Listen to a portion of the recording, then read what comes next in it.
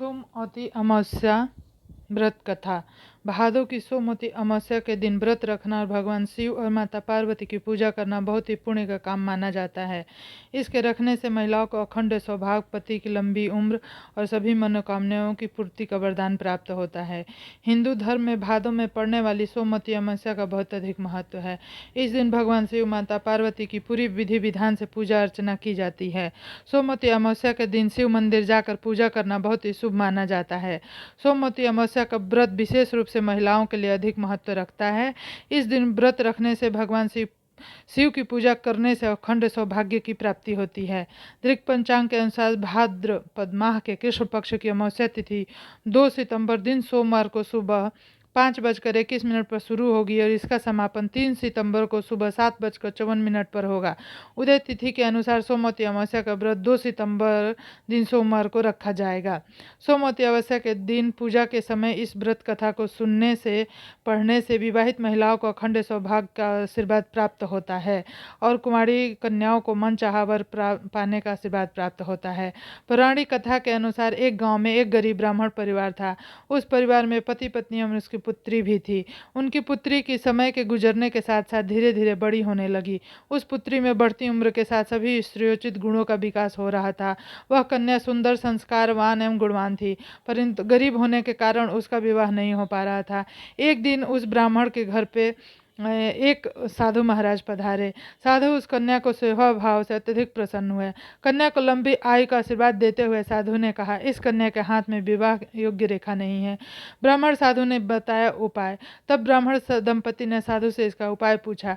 कन्या ऐसा क्या करे कि उसके हाथ में विवाह योग बन जाए। साधु महाराज ने कुछ देर विचार करने के बाद अपने अंतर्दृष्टि में ध्यान करके बताया कि कुछ ही दूरी पर गांव में सोना नाम की एक धोबिन महिला अपने बेटे बहू के साथ रहती है, जो बहुत ही आचार विचार, संस्कार संपन्न तथा पतिपरायण है। यदि यह सुकन्या उस धोबिन की सेवा करे और वह महिला इसकी शादी में अपने मांग का सिंदूर लगा दे तथा उसके बाद इस कन्या का विवाह हो जाए तो इस कन्या का वैधव्य योग मिट जाएगा। साधु ने यह भी बताया कि महिला कहीं बाहर आती जाती नहीं है। यह बात सुनकर ब्राह्मणी ने अपनी बेटी से धोबिन की सेवा का प्रस्ताव रखा। अगले दिन ही कन्या सुबह ही उठकर सोना धोबिन के घर जाकर साफ सफाई और अन्य सारे कार्य करके अपने घर वापस आने लगी। एक दिन सोना धोबिन अपनी बहू से पूछती कि तुम तो बहुत सुबह उठकर सारे काम कर लेती हो, पता ही नहीं चलता। बहू ने कहा कि माँ, मैंने तो सोचा कि आप ही सुबह उठकर सारे काम खुद ही खत्म कर लेती हो, मैं तो देर से उठती हूँ।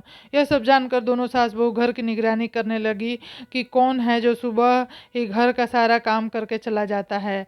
कई दिनों बाद धोबिन ने देखा कि एक कन्या मुंह ढक के अंधेरे में घर में आती है और सारे काम करने के बाद चली जाती है।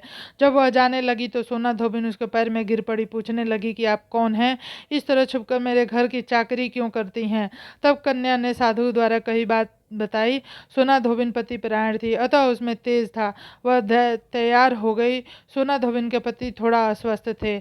उसने अपने बहू से अपने लौट आने तक घर पे ही रहने को कहा था। सोना धोबिन ने जैसे ही अपनी मांग का सिंदूर उस कन्या के मांग में लगाया, सोना धोबिन का पति मर गया। उसे इस बात का पता चल गया। वह घर से निर्जल ही चली थी। यह सोचकर कि रास्ते में कहीं पीपल का पेड़ मिलेगा तो उसे भांवरी देकर और उसकी परिक्रमा करके ही जल ग्रहण करेगी। उस दिन सोमवती अमावस्या थी। ब्राह्मण के घर मिले पूरे पकवान की जगह उसने ईंट के टुकड़ों से 108 बार भंवरी देकर 108 बार पीपल के पेड़ की परिक्रमा की और उसके बाद जल ग्रहण किया। ऐसा करते ही उसके पति के मृत शरीर में वापस जान आ गई। धोबिन का पति फिर से जीवित हो उठा। तभी से इस कथा के बिना सोमवती अमावस्या की पूजा अधूरी मानी जाती है। धन्यवाद।